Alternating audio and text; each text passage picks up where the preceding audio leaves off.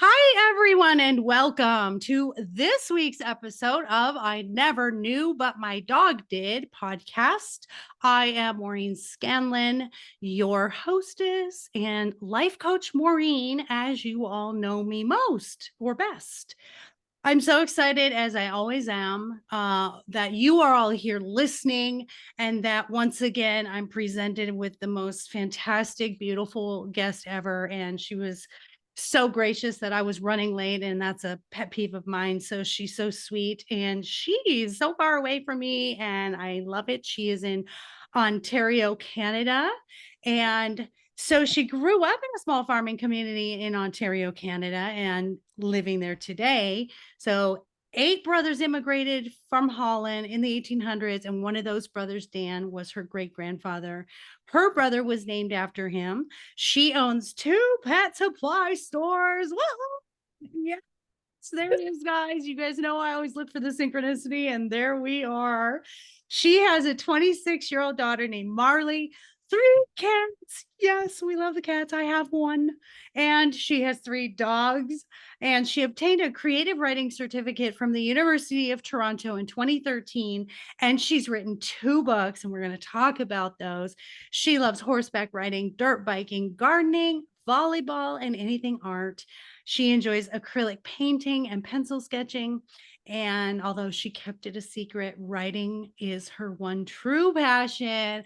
Welcome, my beautiful, beautiful guest. How are you, Angie? I'm doing great. Thank you so much for having me. I'm so excited to meet you. I love your energy. It's so awesome.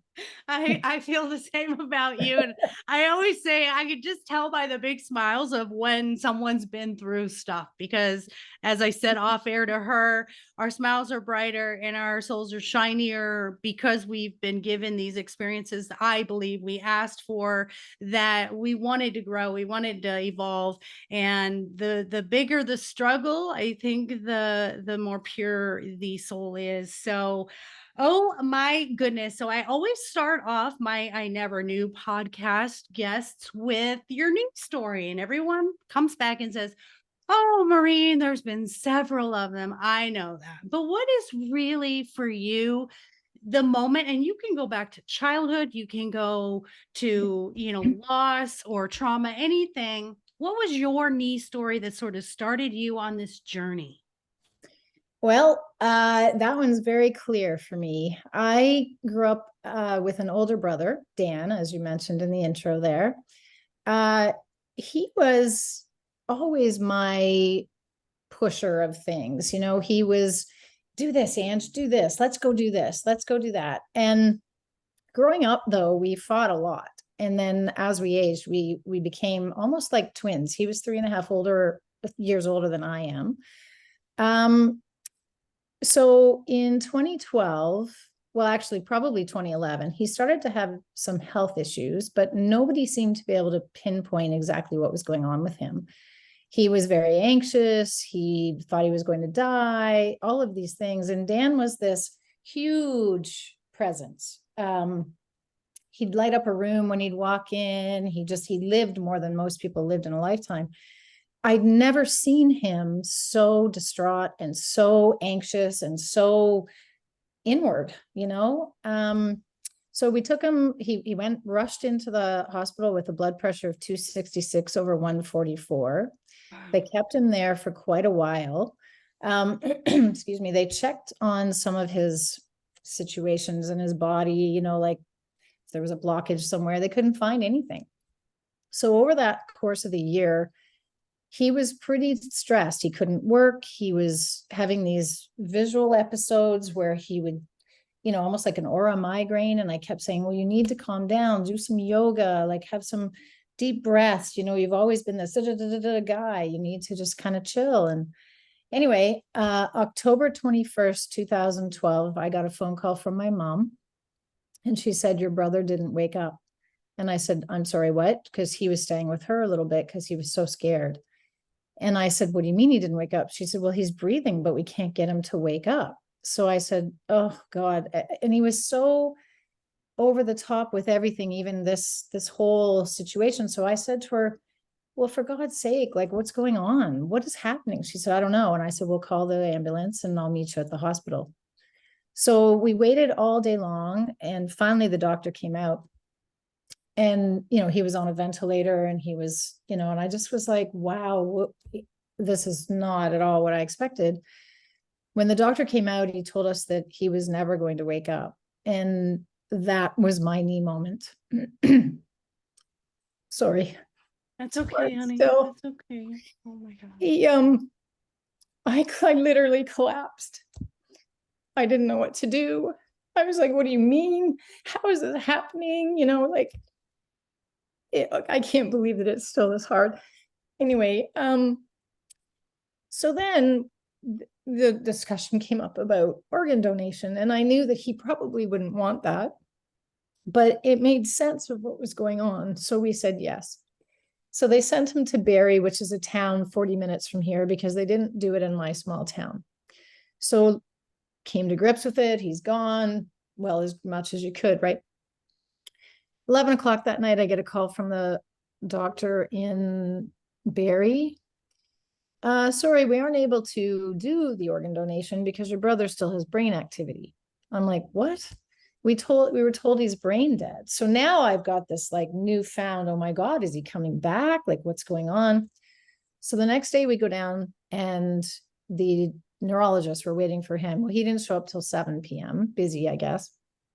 And he came in, and he was more confusing than anyone. He's like, well, we did this test, and we pushed on his sternum, and his left arm raised, which showed us that he had, a reaction. But then we poured the liquid in his, like, water in his eyes, no reaction, whatever they all do. So then finally the emerge doctor said, nothing's really changed. I mean, yes, he did respond to that, but he's still in the same position. The only thing that's functioning in his brain is pyramidal. And he's not, even if he was to wake up, it's a 1% chance, and he won't know who you are. He won't know who he is. He'll just be laying there like a vegetable. But, it's ultimately up to you guys for your decision of what you'd want to do. So his partner at the time, my brother was a gay man, not all his life, but just realized that he liked men more. Said, well, there's no point in holding on. Like, what are we doing? And I said, excuse me, Patrick, like, you have, he's your partner. You will get another partner. This is the only brother that I'm ever going to have. This is the only son my mom is ever going to have. We can't make this lightly. What's the point in rushing? Why don't we wait, see what happens tomorrow? If he comes back a little bit more, like, we need to let him make this decision. I can't make this decision. So the next day we go in, and he had declined. He was no longer, reacting to anything. So we made the hard decision, and on the 24th, we let him go. What a roller coaster, and the fact that you didn't have time to prepare. And I don't think we ever are prepared to lose loved ones, but I mean, just such a suddenly from a vibrant young man to not even knowing. Did they ever give you a definitive diagnosis? Yeah. So what had happened, we found out about 6 months later. So in the back of your neck, you have this vein or artery, I can't remember which, that goes, there's two of them that meet in a V, almost like a turkey wishing bone. You know what I mean? Wishbone. So in one of those, there was some plaque. And what was happening over that year was the plaque was breaking off. And that's what was causing the visual disturbances. There was only one, he'd even had MRI, or he didn't have an MRI, but he had CT scans, and nobody found it because he had collapsed at my stepsister's wedding as well. And she was a nurse of the emerge. So she called ahead and said, every test you can possibly imagine do. No one found it. And so what had happened in the end was that whole big chunk of plaque dislodged and blocked where they meet. So didn't totally block enough to kill, but enough to damage. Yeah. So, and it was very interesting because that's what my first book is about, actually, is that journey, along with his first real gay relationship journey, actually. Because the two of them, I'd never seen anyone, I didn't know he was gay at the time, so I just thought they were good buddies. And this guy was devastated, completely devastated. His name is Brad. And he actually wrote, I didn't know what their first date was. I didn't even know how they met really. So he would write little snippets and then I would take from that and expand. So one half of the book is from his perspective and the other is from mine. So yeah. I just love that. I love that so much. Everyone knows my support of the LGBTQ Yeah. community. Yeah. I think that's fantastic. That, like you said, he lived more life in his. How old was he when he passed? 48. Wow, in his 48 years. And it's really neat for you to be able to like continue this legacy of him, and just the love that you have for him. I can see it. It just shines through, and that he left so much for He us. did. And I do not like that saying, well, everything happens for a reason. I just think we have things to accomplish. And I know sometimes when people pass suddenly, you think, no, that's not right. He didn't accomplish everything. He's got more to do. But I think our souls know Yeah, when we're ready. I And agree. bless his heart. I'm so happy he was here. I'm so happy that he was the brother that he was for you. A lot of us don't have that kind of brother sister Exactly. relationship. And that you take that and do so much love in your writings. And I have full body chills right now. So I know he's with us. I know he's with us. I am a He totally medium. is. I'm a medium, so I usually know when we're talking about them and I get this whole full body thing. They're like, yeah, say more about me. Say So more about me, and that would I, be him. That I would be was just gonna say I didn't know him, but there we go. I didn't know him, but that's what I get him like being all excited, like, yeah, talk more about me, talk more about me. yeah. So he had that shining personality where he just came here to live life Oh, to 100%. the fullest, and he didn't care. He was just like, I don't care what anybody thinks. I'm doing what I'm doing, Yep. and y'all can do whatever you want to do, but I'm having a good old time. So Exactly. he crammed so much light and love into his 48 years. And yeah, he's definitely with us right now. So I know how devastating, and I take that back. I don't know how devastating. I've Yeah. never lived it, but hearing how devastating that was, I know there's more of your Yeah. story of loss. And so tell us where it goes from there. Well, it was funny because right after he passed, I remember backing into my garage and I could smell him with me, like he was right there. It was even before his celebration of life, which there were over 600 people at, by the way. It's ridiculous. But and he had no idea that he had that effect on people, which made him so beautiful. Anyway, I had started thinking about the book again, writing this book that I told no one about. And that sent me on this journey, of calling a medium to find out how Dan was. She mentioned this book that I wanted to write. I almost said, no, I don't want to write a book. I don't know what you're talking about. But I thought, no, I need to hear this, right? Well, in doing all of that, my dad was having a lot of health issues. So I was trying to focus on how to put one foot in front of the other without Dan. And then my dad got really sick. So he was having Parkinson's like symptoms. He had so much pain. So I was trying to look after him. I was taking some appointments. He was getting some chelation appointments. He was trying whatever he could to feel better. And nothing was working. And he got so depressed that in 2014, in Collingwood, where the small town is that I grew up in, we have a waterfront with Georgian Bay, which is one of the largest bays off Lake Huron. And there's a pier there. So he couldn't swim. And in May, in our climate, it's very cold still in the water. And he jumped. So he took his own life. And I understood it because he was in so much pain, both with losing his son and both with, the pain in his body. Yeah. And I, it was a difficult thing because dad wasn't in my world when I grew up, really. He and my mom separated when I was 2 weeks old. because she found out about an affair that he was having.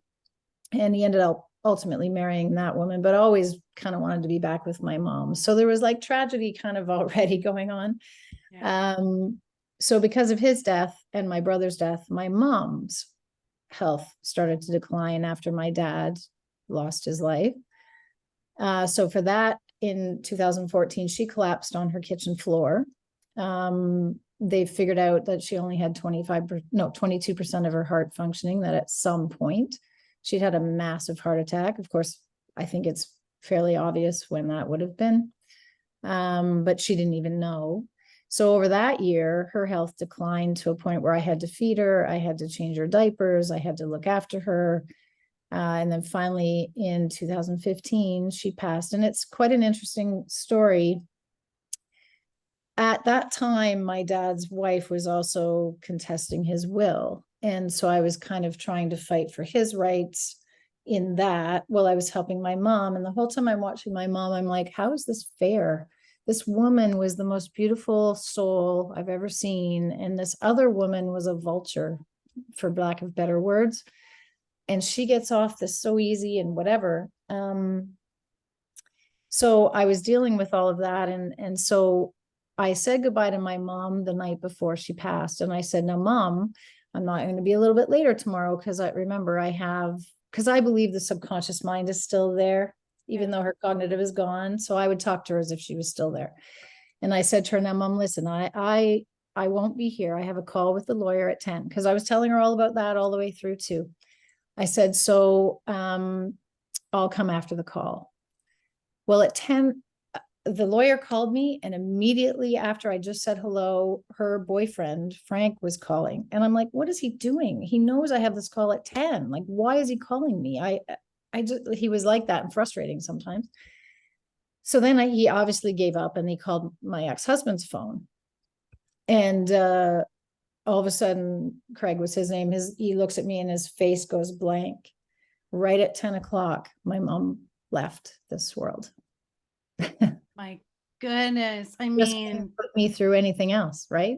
She just right. didn't let me see that. And So I've heard that's pretty common. A lot of times, yeah, we sit by their bedside watching.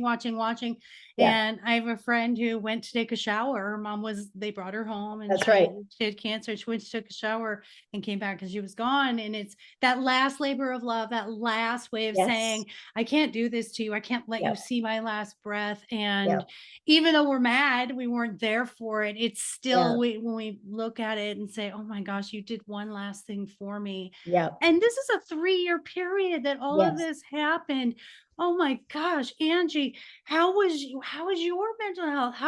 Were you just going through the motions of the survival of Yes. taking care of every person? And then Yes. did you crash after and just sort of it would be normal to have a mental breakdown after that. What Right. happened? It really, Yeah, right.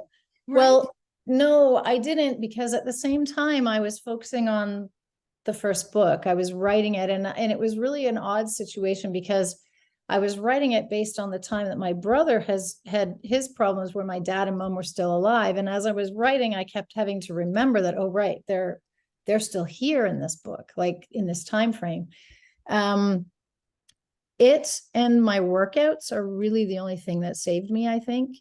And I didn't really crash until I don't even know if I ever really crashed, to be honest. I started to feel more with my mom than anything. My brother, still, I couldn't look at photos of him for 4 years. I just couldn't. I couldn't even go there. And then eventually I started to get some energy treatments and things because I'd already been through therapy and that was just not working. Mediums, honestly, mediums helped me the most because I could hear from Dan. Dan sends me lots of symbols and signs all the time. My mom, she was a smoker. And all of a sudden I have this, like, there'll be cigarette smoke and I don't smoke. And I know it's her, right? And Yeah. she leaves me dimes. So that helps, when they leave me the signs, because I realize that this is just a shell that we're in. Energy really never dies, and they're still very much there and supporting me and around me. And that's really all that got me through. Yeah, I love Yeah, that. And I'm so happy that you say that there are a lot of people, that don't really believe in it. And I think it is really a personal experience. I yeah, can't tell you what a piece of chocolate cake tastes like until you've had a piece of chocolate that's right. cake. And as a medium myself, I know because the things that I get information on, I have no way of knowing. I didn't live an intimate life with anybody's loved one. Right. Um, and I didn't even know I was, and we all have the gift. It's just honing in on it. But Exactly. this wasn't even something that I even honed in on. I wrote my book and it was channeled in 8 weeks. I wrote my first book. And Oh, then as I was life coaching, like things were coming before I even met the client. And I'd say, well, hey, do you have this thing? And they just start bawling. And I'd go, I'm sorry, but it's a comfort knowing that they're there and we're connected. We are connected in every lifetime, in every way. Our souls are connected. We've chosen to be connected as these soul families in whatever capacity. I always say yes. I feel like my middle daughter was my mother at one time. I just, See, my you daughter know, was too. I I I feel like we just kind of we switch, we kind of leapfrog and we do whatever it takes to make each other better. And Yep. I love that you say that. And I, with your brother, for some reason, and this is going to sound silly, but what I kept getting was like a frog. So I don't know if there's something significant with a frog with your brother, but is there a story about a frog or something? Yes. What? Really? Oh, full body chills, full body chills. Tell us. I don't know why Well, he gave me a frog. so he wanted me to tell you this story because it's very funny. So Dan was the type of guy that he loved drama and he loved to shock people. He never wanted to be a part of the drama. He just wanted to either create it or witness it or watch it, you know. So in kindergarten, I was born, but I was just a small little baby. So I don't remember any of this. This is just coming from my mom. Dan decided that he would take, back then there was show and tell. So he decided that he would take double-decker frogs and show them at show and tell.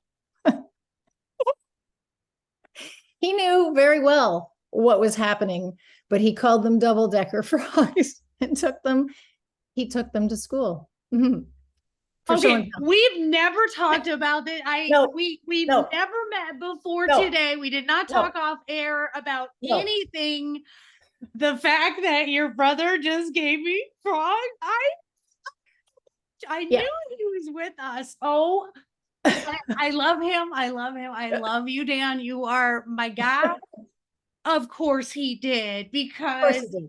living life to Yeah. the fullest, he's going to make people laugh. Mhm. And he didn't like negative stuff. No, And he no, would turn a serious situation into a big always, fat joke. always, He'd make you laugh when you're not supposed to be laughing. And always. oh my And you God. know, the one thing that he did that I think I wrote about is through his joking and those kinds of things, he'd make you realize either your deepest fears or your potential. He'd push you to that point without even trying, because he would just poke at the bear. He'd poke it and he'd keep poking it and he'd keep poking it until you'd either blow up or go, oh my God, okay, he just made me face that, right? Yeah. Yeah. And He that was frog story is he was pretty like funny. a teacher spirit. He was like, I'm not going to do it for you, but I'm going to Right? show you something that 100%. you can do for yourself. But I'm just going to throw it out there. And he had no filter. He was No.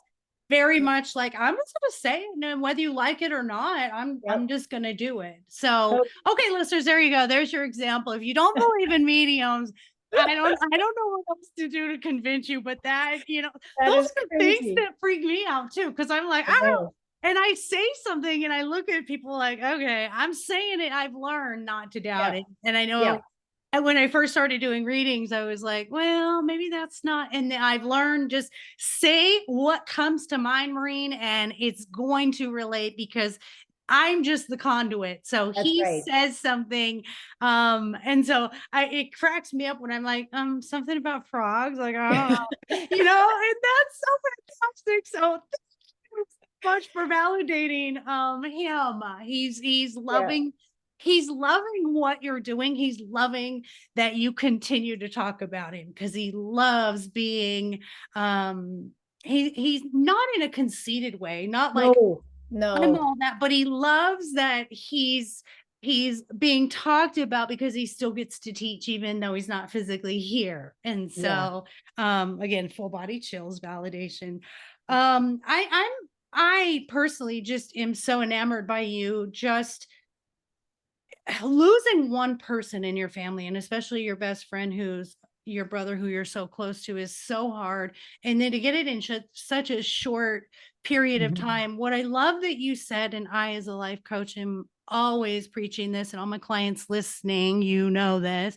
I always say, this week, guys, here's your goals. What are you doing physically, and what are you doing mentally? What are you doing spiritually? And you said doing my exercise and Yeah. writing. Those two things were those outlets that just help you to Mhm. process and to heal. And I think writing, to me, Oh, journaling, writing your oh, story, as 100%. painful as it can be, Yeah. it's cathartic, isn't it? Oh, so much. And the medium that I spoke to was in that same town, Barry, and that told me about the book. And she said, I don't know what you write first, but there are two, which there are more than that sense. But in that realm, in that energy field at that time, there was two. And the first one, she said, I don't know what comes first, but it's whatever you need to write.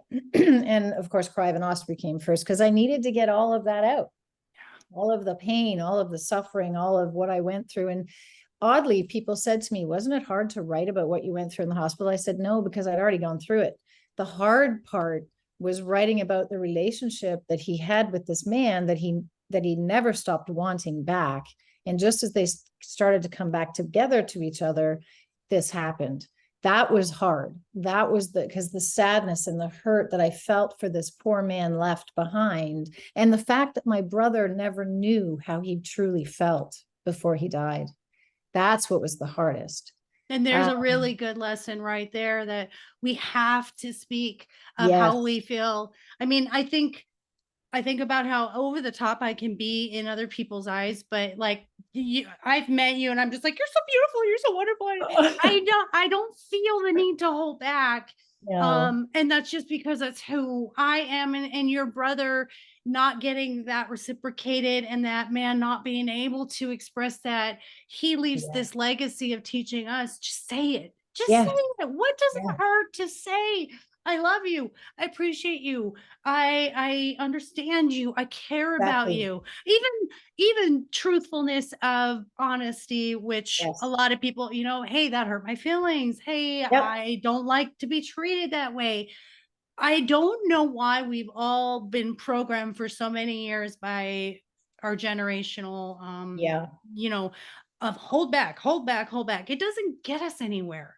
and Nowhere. and bless you for that, for even seeing that insight. And is Yeah. what do you think you have gained as insight from your brother passing? What kind of messages has he really been, these epiphany moments that changed things for you? Again, to live, to do what you just said, to always speak your truth and from the heart, and to be your goofy, silly self whenever you need to be. And who cares what people think about it? He also made me realize that I wasn't living my truth. I wanted to write a book. I wanted to be a writer. My whole life, since I held a book in my hand, that's what I wanted to do. And in death, he still pushed me to do it. He still pushes me to do it because, I applied to these podcasts and I meet you and I feel like it's through him. And I'm so grateful for that because Yeah. you're equally as beautiful. I mean, I can totally see your energy and your aura and your light and you're changing people. And Dan would have loved you with your spirit and your bubbliness and your vibrancy because he attracted people like that. And I guarantee you, he brought you to me. I have no doubt. I have no Same. doubt. I said that to you off air, listeners. Yes. I said to Angie, so how it happens is I have this wonderful lady named Jessica from podcastguest.com. And she just reaches out and says, "Hey, Maureen, we want to feature you in our newsletter, free, and everything else I pay for, marketing, whatever." And she's like, "Free." And she did it a year ago. And I got a list of 100 people that wanted to be on the podcast. So she reached out the other day or a couple weeks ago and said, "Hey, Maureen, we want to feature you again." So she did it again. And I got again like 100 people. And I'm like, I Awesome. want to reply to all of them. But what I did was, and I told Angie, I went through all of the guests and I've done, like a first run reach out, like, I really want you on here. And I said to Angie, if you're in front of me, there was a reason that you were brought to Yeah. me. Mhm. And when someone doesn't show up to a podcast, it's something, there's a reason that it was misaligned and we're not supposed to. And I'm kind of a one and done. So if people don't show up, Yeah. I have to pay attention intuitively to spirit saying, Of course. I don't think that's a good fit. Even though you reached out, Maureen, we still don't Yep. think it's a good fit. And I actually had that happen today. Wow. So yeah, incredibly, they're like, "Oh, something came up and can we reschedule?" And I was like, "Yeah, no, I don't think so." No. It's so when you're here, it's as absolutely an honor for me that you're in front of me as it is for you to be able to come and share that story for Dan. And I do believe that there's so much we don't understand in the fifth dimension Oh, that we are totally. moved to do, and we don't know why, but Yeah. who cares? I don't care Who cares? why. Doesn't matter why. I don't Who care cares? if technology, tweaks. I don't care if Mhm. my dog barks. I don't care if someone's like, "Oh my God, she's a lot. Can she stop talking?" I don't care. I know the authenticity and the being real is what matters in this life. And your brother just gave that to you so much in those 48 years. And he's giving that to me Totally did. today. I have these continuous body chills. I love it. So tell us how this hour just like, I know, flies by. my God. Okay. So what I am going to do is I'm going to I have a segment that I do because everything's kind of heavy on the podcast and I like to be lighter as we leave. Mhm. Yep. So I do a little segment called What Can You Do for Me? And what that is some services that are provided by people. They've actually started businesses on these services. And there are some weird and wacky things. I'm going to give you an example today so I can give you time to think because I hate to put people on the spot. Mhm. So I recently was in Vegas last week or the week before, and this one is Vegas related. In Vegas, you can go on, it's called hangoverheaven.com, and it is a bus that when you have a hangover, you go on the bus and you get IV hydration and vitamin shots, and it's guaranteed to make your hangover go away in 45 minutes so you can essentially start over, I guess, in Vegas. Yeah. It is Vegas. But this one really makes me happy. This one just touches my heart. And it's kind of related to your brother, but it's called Rent a Goldfish. And in the Happy Guest Hotel in Cheshire, England, you can rent a goldfish named Happy. So, when people travel a lot and they're lonely and you can't bring your puppies with you, Yeah. you can rent a little goldfish named Happy. So, goldfish frog. There was a little tie-in. That's So, so cute.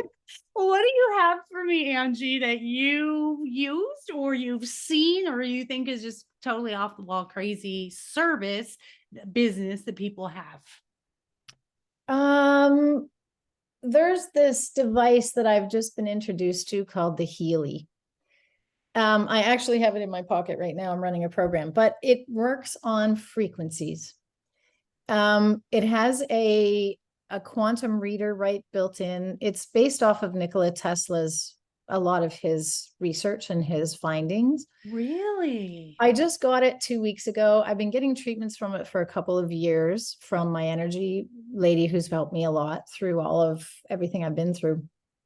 And I've got to tell you that this thing, I ended up buying one because it was just so incredibly cool. And it's funny because I said to the girl that I got it from, I said, is there a money back guarantee? And she said, yeah, after 2 weeks. And I said, okay, well, Monday was the 2 weeks. And I said to her, you will have to pry it out of my dead hands.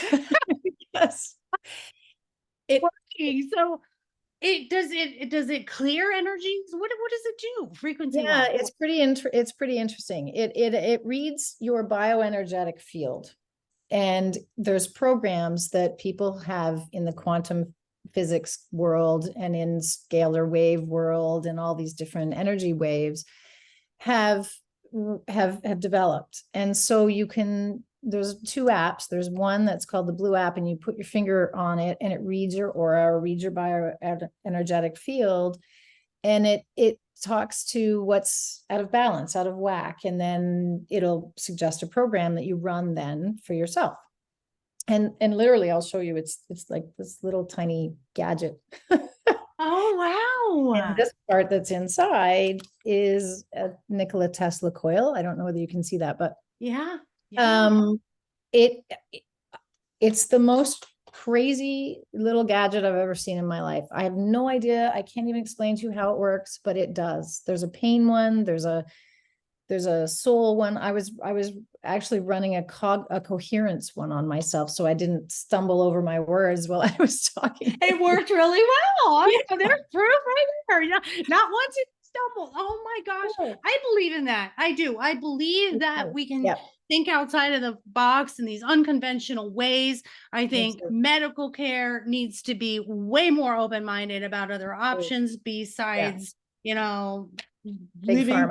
living through chemistry. I just don't think, I think it's antiquated. I think, Me and too. and no offense to my therapists and counselors, but I think the old therapy and counseling modalities and the books telling you to stay within these certain things, that's antiquated. I Yeah. think energetically, I think absolutely the mindfulness and the meditation and all of those things that are more in touch with the spirit of who we are and Yes. not just the physical, as people call it, the Right. meat suit that Yes. we wear, right? Yeah. And Yeah. so I love that. Thank you for sharing that. So is it Healy?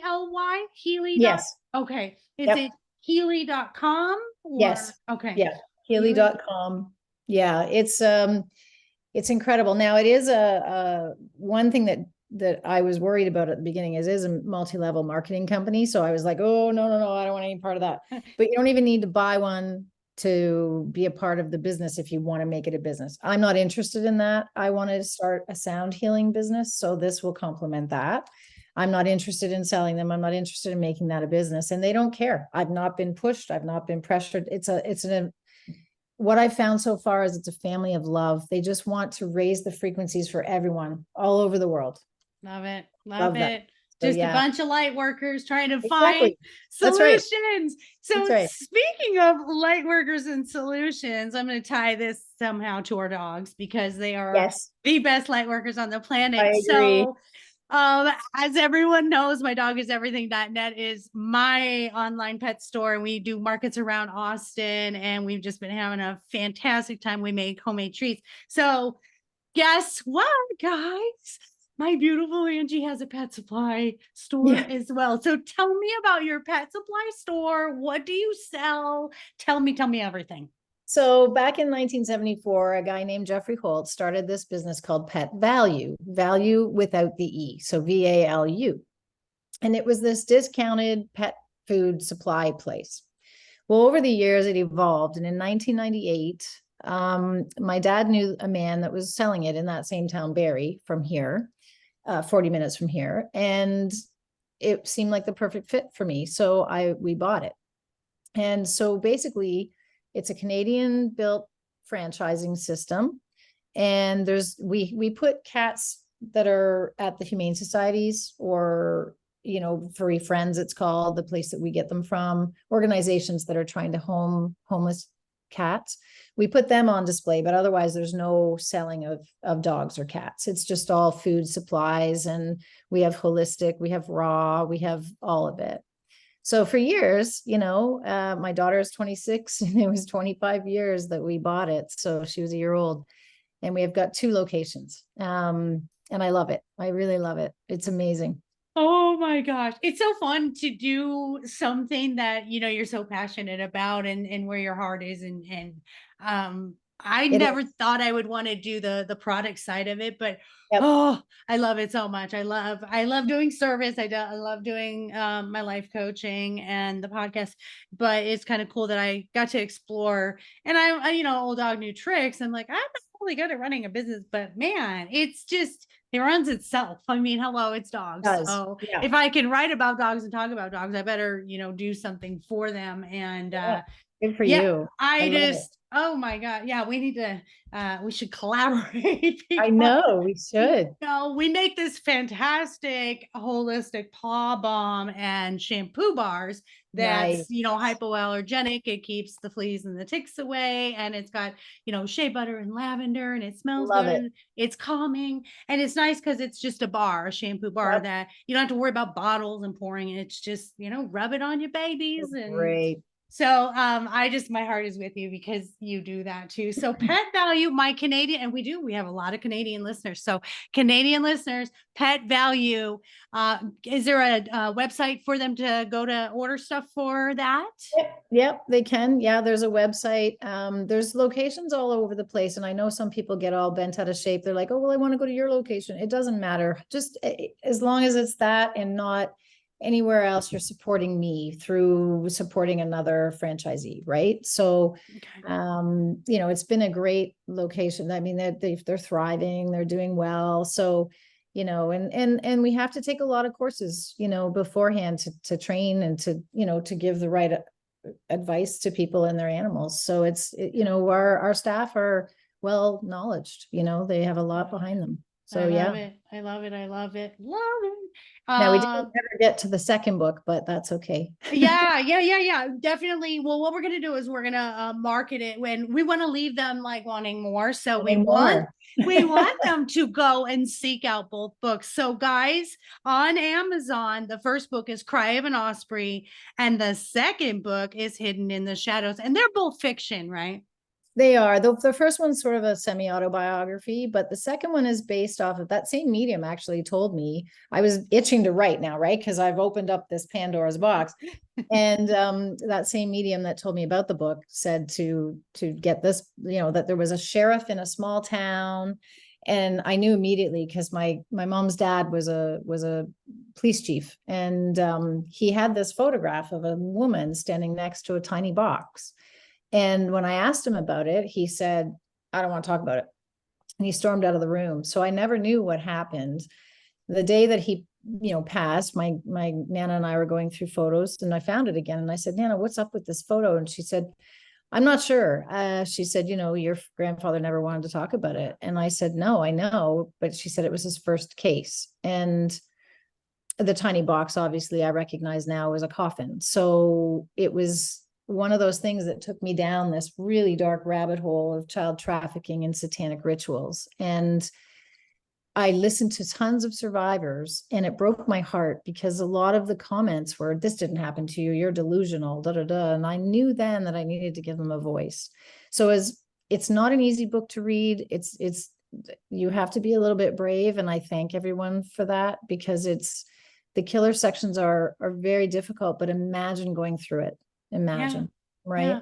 And it did happen, and we can't close our eyes to it. And that's, Exactly. I'm very much a true crime follower. So Yeah. for me, I agree, these horrific things happen, but they did happen. And I think the families and the victims all deserve people to talk about it. It's like if I Yeah. have cancer and cancer scares you, you're not going to not talk about me Right. dying from cancer. You love Right. me, and you want to memorialize and share that so we can That's help right. others. So which in my eyes, the podcast is sort of that same thing. Like, let's Exactly. expose it, right? Let's Yeah. talk about these painful things that happen in life, but then let's have hope. Let's help Yes. each other. That's Let's right. be a resource. I think for me now, when I first started it, it was just helping my guests share their story and their vulnerability and be comfortable Yep. and Yep. talking about mental health and saying it's all okay. And now I think I've really evolved to I want resources for people Yes. because I didn't have that back when I was in a domestic violence situation. I didn't tell anybody. I mean, I did not say a word.